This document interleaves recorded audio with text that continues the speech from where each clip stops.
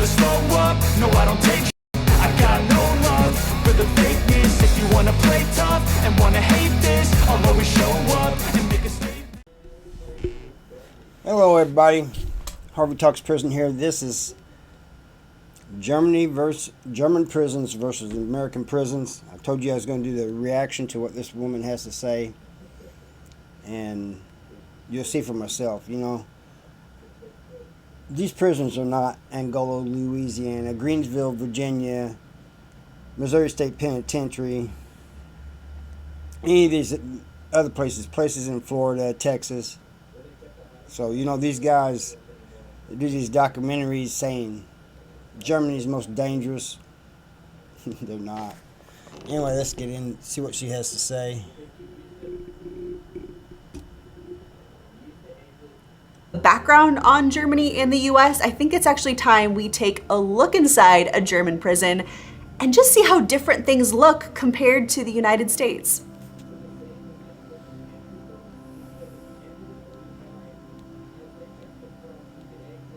Okay, so as I mentioned earlier, in the United States, there are roughly 2 million people currently incarcerated. And I think what's actually super fascinating is that the conditions of their imprisonment in the United States are pretty miserable by most international standards. Most US prisons lack fresh air, healthy food, natural. She's saying it right there, you know, it's the conditions and you know, like the walls, Missouri State Penitentiary, it was pretty bad, and some of the others weren't too bad. It had air conditioner and stuff, but you got like prisons in Texas where there's no AC. You know, and I think everybody will say the food all over is pretty bad, like she just mentioned. Light, proper health care, and connection to loved ones. And for so many, punishment means not only the temporary loss of liberty, but brutal prison conditions.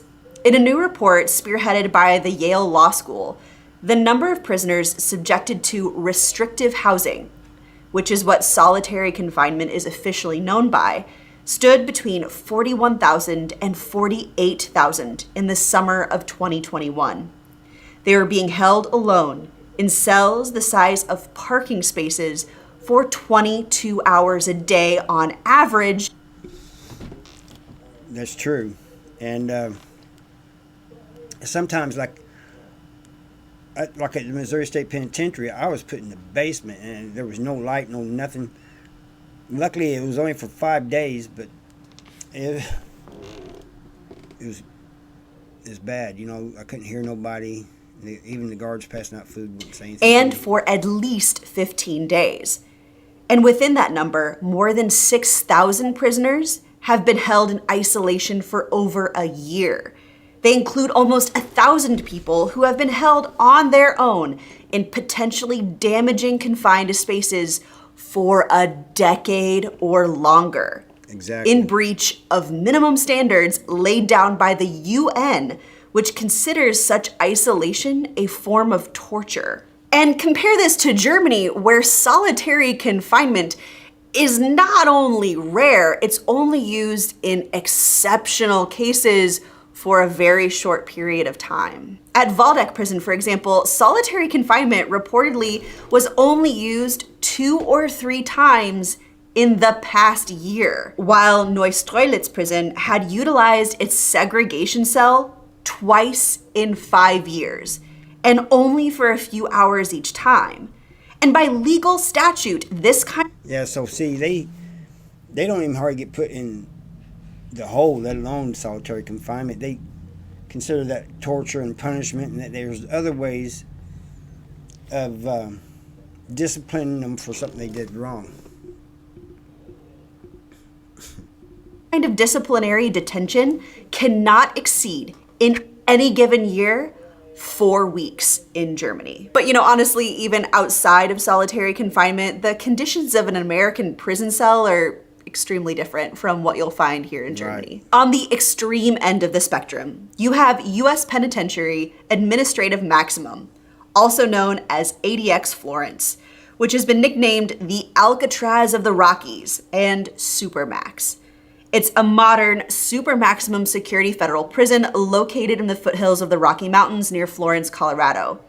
Opened in 1994, the ADX Supermax facility was designed to incarcerate and isolate criminals deemed as being too dangerous for even the average prison system.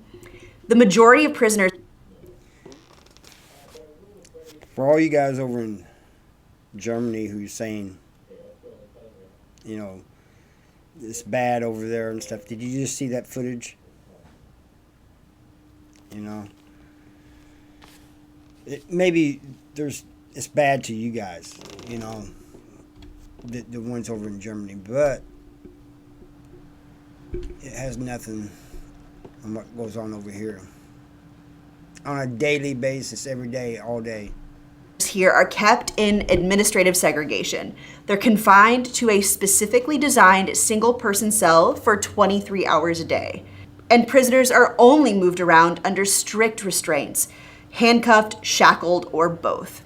And for their 1 hour a day that they get outside of that cell, they're only allowed to shower, exercise, and if they get the privilege, make a phone call. But to be honest, even the prison that's been nicknamed America's cushiest prison or Camp Cupcake, seriously, it actually really isn't all that nice. FCP Alderson, located in the foothills of West Virginia's Allegheny Mountains, has housed some pretty famous inmates, from Martha Stewart to an ex-beauty queen to a famous American jazz singer. Built... Yeah, that was pretty cushy. I can understand why, you know, I've read and seen a lot about this one, and I can see why it's called Cupcake Prison. You know, we got some that we call that in Missouri too. That's the don't hit me prison, you know. Sometimes they're, even in the bad prisons, they'll have a housing unit where nobody, or nothing is really happening, and they call it like the Cupcake House or the no, don't hit me house. In 1928, the prison was actually the first federal prison for women, and today it uses a reformatory model where women are housed in cottages and there's no barbed wire. But unlike their counterparts in the United States, German prisoners actually sleep on a bed with a real mattress, not just a thin foam pad on top of a concrete slab. At Heidering prison near Berlin, for example, not only do they stay in rooms that more closely resemble an IKEA showroom, but they have privacy. Correctional officers knock before entering, and prisoners get to wear their own clothes. They can decorate their space as they wish, and they cook their own meals, are paid more for their work, and have opportunities to visit family, learn skills, and gain education. They do have a real good rehabilitation system over there in Germany, or at least a lot better, 10 times better than what's over here in the U.S., you know. But I'm really focusing on the part how they're living and how bad it's supposed to be and everything, and I'm not seeing it. In fact, inmates are actually required to save money to ensure that they're not penniless upon release. Now, to be fair, Heidering prison is one of the newest prisons in Germany and doesn't necessarily represent the standard of prison life across the country as a whole. So not too far away is another prison, the Tegel Correctional Center, opened in 1898 and is actually the oldest prison in Berlin. But things here are still much less institutional than American prisons. They do have institutional clothing, which is provided, but again, you're allowed to wear your own clothes if you want to. Each unit... Look at all that in his cell. He's got a nice window there. See the big window? He's got all kinds of shelves. He's got a bed there. Not a bunk, a bed.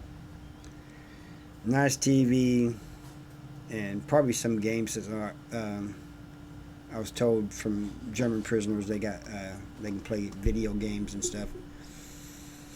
But compared to American prison cell, it looks pretty nice to me. has a specific time and day which relatives can actually drop off clothes for the inmates. Some even exchange their dirty laundry and get fresh clothing from their relatives each week. Yeah. Doesn't look so bad to me. Not at all. And at this prison in Berlin, there's a workshop where inmates build and repair bicycles. But I think what's most remarkable at Tegel Prison is that there are 33 physicians to care for 4,200 inmates. That's a ratio of about 1 doctor for every 120 prisoners. By contrast, in the Virginia state system, according to a recent count, there was 1 doctor for every 750 inmates. And to be honest, when we look at all of what this means collectively for life in prison between the US and Germany, it says a lot about how we regard prisoners as our society. Because at the end of the day, the American society very much kind of has this attitude of lock them up and throw away the key.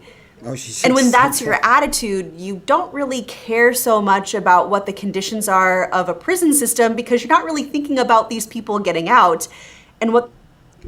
Yeah, it's true. And they treat everybody as one shoe fits everybody, you know. They don't treat us as individuals in the American prison system. They just lump us all together. And then when it is time for you to get out, kick you out. There you go, bud. Have a nice life. And they always, a lot of them will say, see you when you come back, you know, some stupid thing like that. Their life's going to be like afterwards. But in Germany, consistent with the principle of normalization, offenders who serve time in prison are not stripped of their rights as members of society. For example, prisoners in Germany retain their right to vote and often receive certain social welfare benefits. They also don't suffer the collateral consequences of conviction that befalls so many offenders in the United States after release, such as restrictions on housing and professional licensing, limited access to social benefits, and suspended driver's licenses. They're also given opportunities to spend time outside of prison while they're still serving time. Because in Germany, recognizing that strong family and community connections are associated with successful reentry outcomes, corrections officials routinely award prisoners short-term and extended home leave visits to visit with family, to search for work or accommodation for after their release. So they get to go home, they get to look for jobs and everything. And then come back. That doesn't happen over here, you know. It's you can't even go. You'd be lucky. I know you can't in Missouri go to a family member's funeral. They just don't allow it. But they get to go home every once in a while. Strikingly, the failure rate from home leave, which is the failure for that prisoner to actually return, amounts to a mere 1%. And many prisoners consider denial of leave as more severe of a sanction than detention in solitary confinement.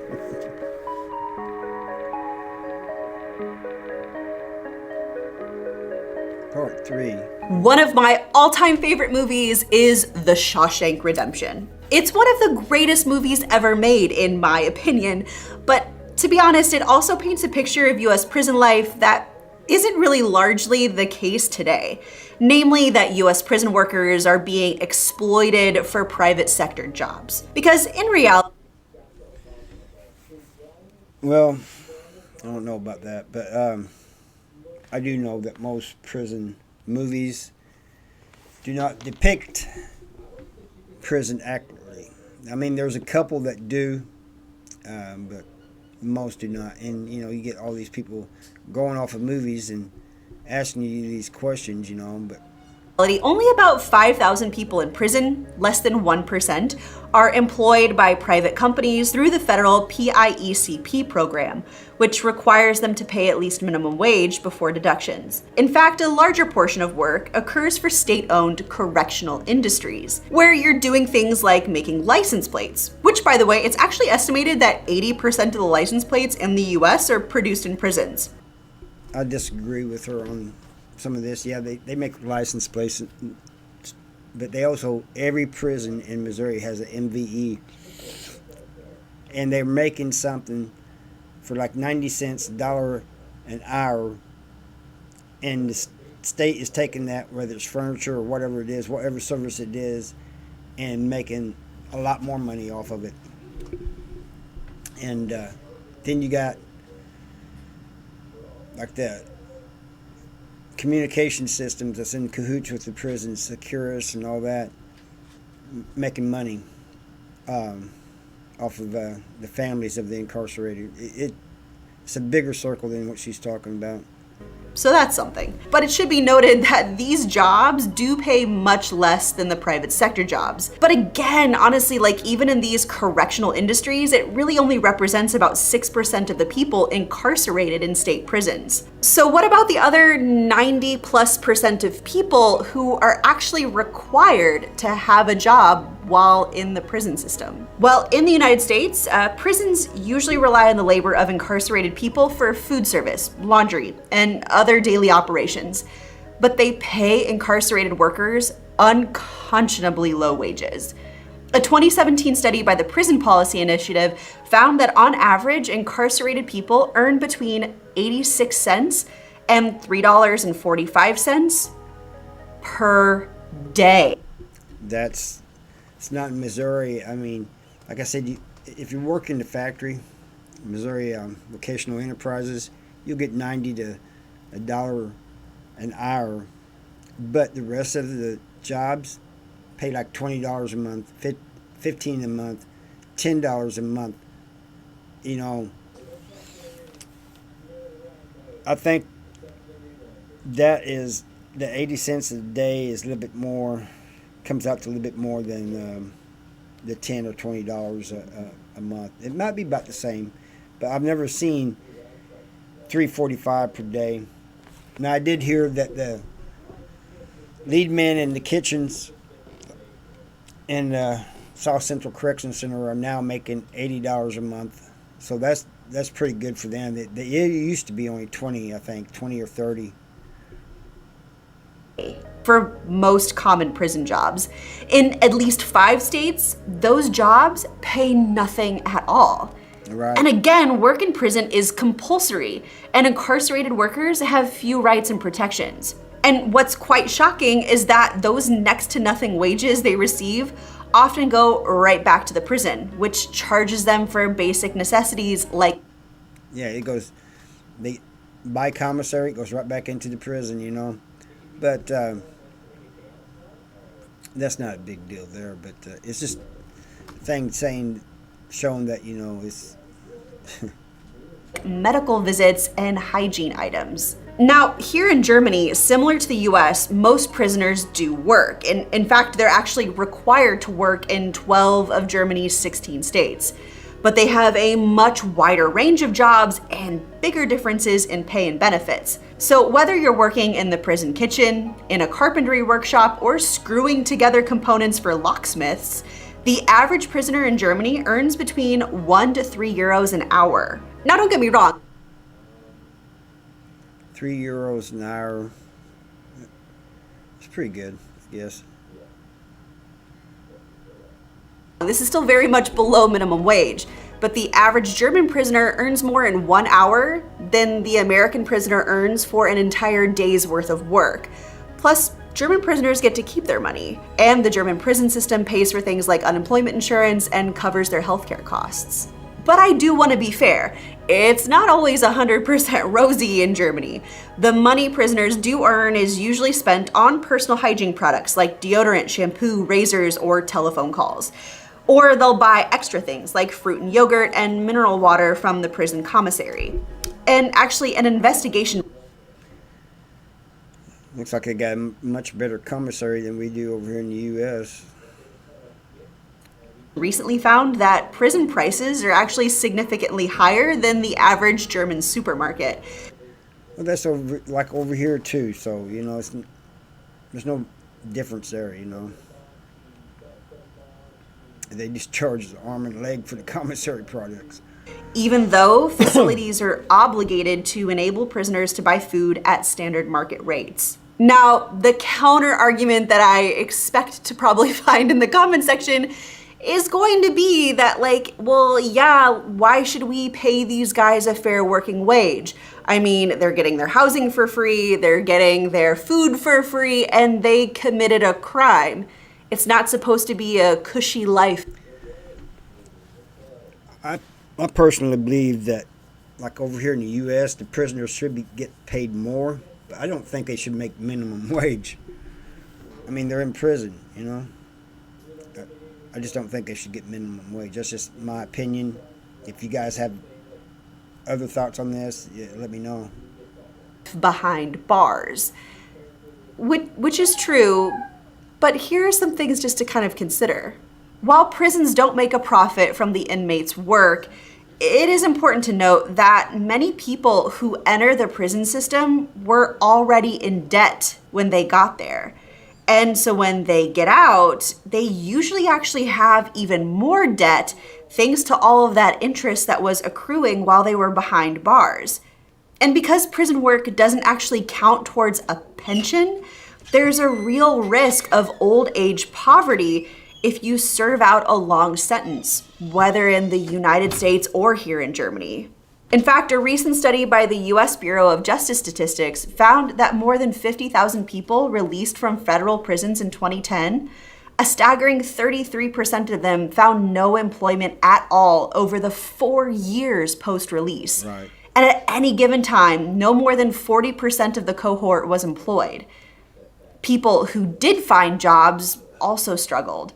Formerly incarcerated people in the sample had an average of 3.4 jobs throughout the 4-year study period, suggesting that they were landing jobs that didn't offer security or opportunities for upward mobility. Juvenile detention. So here's something you might not know about the American prison system. About 1 out of every 5 people entering prison gates are young adults, and they have the worst outcomes. Racial disparities in prison rolls for this group exceeds even the outrageous disparities that already plague US incarceration rates overall. But in Germany, as you can imagine, things look a lot different for young adults. So there's actually a place that we've talked about earlier in Mecklenburg, Western Pomerania, called Neustrelitz Prison, which is considered actually a juvenile facility. But whereas in the US, the word juvenile usually refers to those under the age of 18, here at Neustrelitz Prison, the 150 men and women are almost all between the age of 19 and 25. And this difference in age demographic is largely due to the fact that here in Germany, it is hard to find a young adult in prison at all. Period. Throughout Europe, juvenile sentencing laws cover people until they're at least 18. In Germany, it's actually 21, and there's currently a political debate underway about extending the juvenile law to cover men and women up to the age of 24. It sounds like that if they're under 19 or 21 or whatever it is, that they don't want to put them in prison. They want to find other help for them instead of punishment. And youth under the age of 14 are not considered criminally responsible. And in the vast majority of situations involving juveniles and young adults, there's a considerable effort made to avoid putting them in prison and instead imposing things like fines or doing things like public sanctions and community service. So you'll commonly see discipline that's geared towards reparations for the injury, apologies to the injured party, payment of money to charitable organizations or the state and community service. But if the crime they commit in Germany is serious enough to warrant punishment, There are huge differences in sentencing from a young adult to someone who might be entering the adult prison system. The length of a period is usually limited to between 6 months and 5 years. For serious crimes, you can find up to 10 years. And if a young adult commits a crime with the provision of a lifelong imprisonment in the general criminal law, the maximum prison sentence that they would receive as a juvenile is... Let me read that again.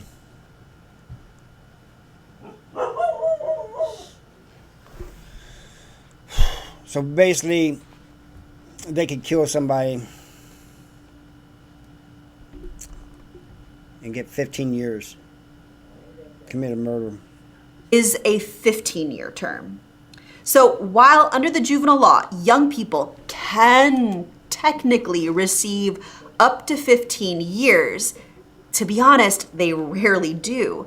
Fewer than 1% receive sentences of 5 to 10 years. Fewer than 5% receive sentences of between 3 and 5 years. Plus, Germany makes a huge effort to keep juvenile and young adult offenders away from the adult prison population. And that's largely because there's a widespread recognition that young brains are different. They're less mentally culpable for their crimes. They're usually also more open to rehabilitation and also more vulnerable to exploitation in the culture of the prison. So here's the fascinating part. In the unlikely scenario where you do have someone sentenced as a juvenile with a lengthier sentence due to the seriousness of their crime, that person will stay in the juvenile facility until they're 24 or 25 years old. And this combination of factors essentially pushes the entire German youth system upward to be more of an older, young adult system with young... So you ain't gonna have 16, 17, 18-year-olds going into adult prison like they do over here in the U.S. That's basically what they're saying. Youth either diverted or handled by lighter touches administered by social services. Now, to be fair, in some US states, juveniles or young adults who commit a crime can actually stay in juvie until their mid-20s as well. But this isn't nationwide.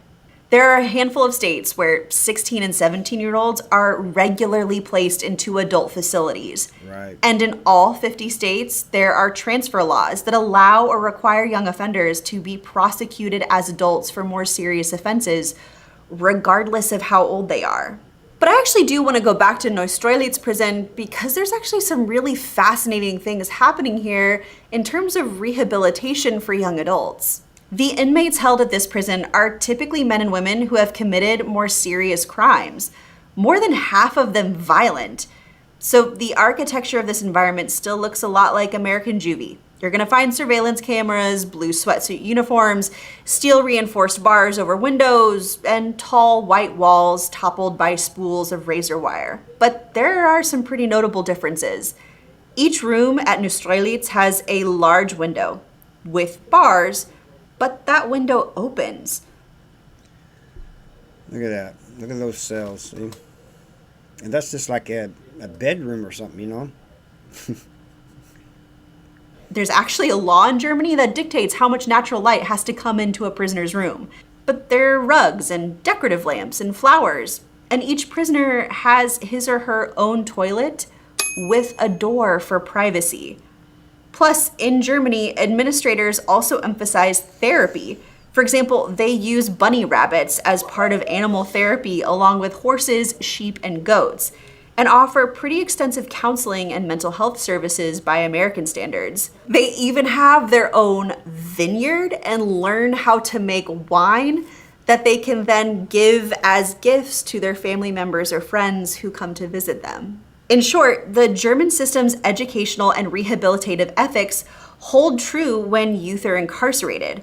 According to Germany's youth courts law, when a youth is confined, it should, quote, arouse the youth's sense of self-respect, be structured in an educational manner, and help these youth to overcome the difficulties which contributed to his or her commission of the criminal offense in the first place. So here at Neustrelitz, you're going to find robust vocational programming such as professional woodworking, metalworking, culinary instruction, and farm. And I think that's good. You know, they're teaching these guys a trade, you know, for when they get out. It's unlike they don't hardly do that over here in the U.S. They do in some places, but it's very rare. So it's good to see that they're doing that. Farming, which include award-winning rabbit husbandry, by the way. And all of these jobs pay minimum wage. And when you've served your time, the prison will actually help you to find a job and housing so that you have a more secure life post-release. And the effects of this kind of prison system are robust. Only about 30% of German juveniles and young adults come back to prison within 3 years. 70% of them don't. Speaking of Germany, Well, that's it, everybody. I hope you enjoyed that and got something from it. And like I said, the American system could learn from that. But as far as the prisoners over there go, you know, I'm glad they're getting the training and stuff they need and the rehabilitation and stuff, but they have never experienced what we have in the American prison system. So anyway, I thank you for watching, and I'll see you next time.